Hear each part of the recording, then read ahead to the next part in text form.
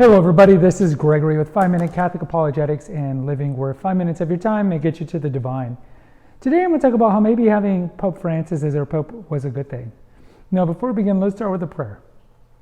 In nomine Patris et Filii et Spiritui Sancti, Amen. Gloria Patri et Filii et Spiritui Sancto, secutor in principio et nunc et semper, et secula seculorum. Amen.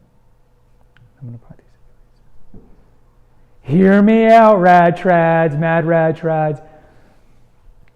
Why do I think this? I think that you can kind of draw parallels to the 2024 election.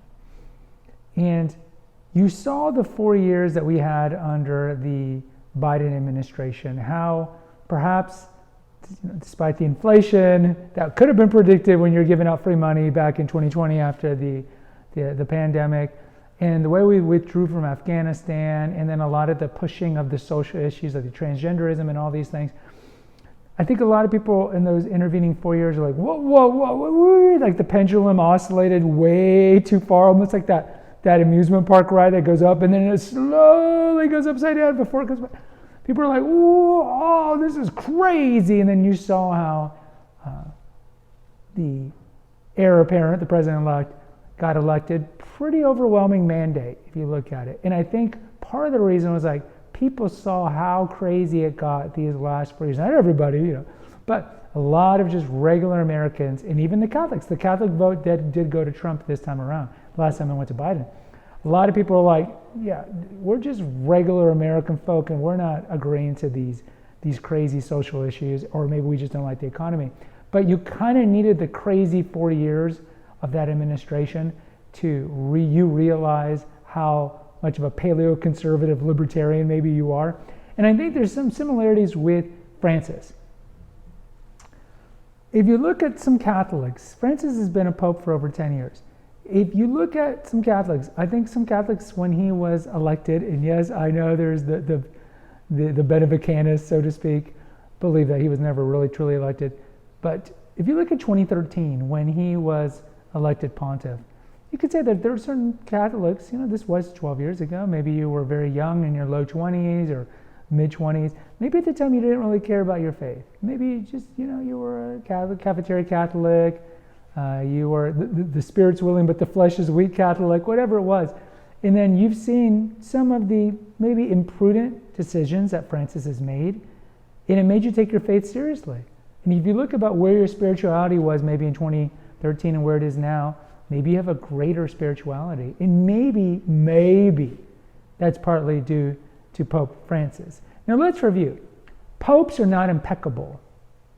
They're infallible in faith and morals. In other words, they are humans. It's a divine office that was created by Christ onto Peter in Matthew 16 and then given to Peter's successors to be the vicar of Christ. And so popes can be bad. Popes can be imprudent. Popes can make stupid promulgations. Popes can be fornicators. They can live in great sin. But in some ways, it doesn't matter if the Pope is bad or good. What's more important is that he's protected from errors of faith and moral by the doctrine of infallibility that Christ gave to him. So with Francis, yeah, he says a lot of dumb things. Let's be honest. He says a lot of dumb things when he's being interviewed by atheist newspapers.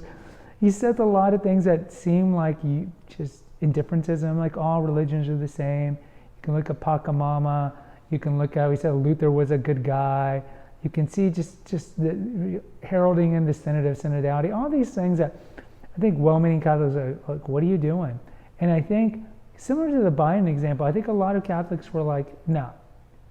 And it brought them closer to their faith by being outraged. And maybe you watch a lot of the outraged Catholic content creators out there. I'm not going to name them, but there's a lot of them. Let's be real. The clickbaity Catholic, look what Francis did now. Look how Vigano responded. You won't believe. A lot of that sedevacanist kind of stuff, or just mad rat stuff. And maybe an ancillary benefit of all this outrage, you're outraged at your local bishop, or you're outraged at something going on in Rome, is it made you closer to your faith. And maybe you wouldn't be closer to your faith if we had Ratzinger Part 2, if we had Benedict the 17th, or if we had Pius the 13th. Maybe. I could be completely wrong. Maybe in 2013, you were super into your faith, you had a vibrant spiritual life, and you're a daily communicant and all these things, and you're doing your works of mercy and all that.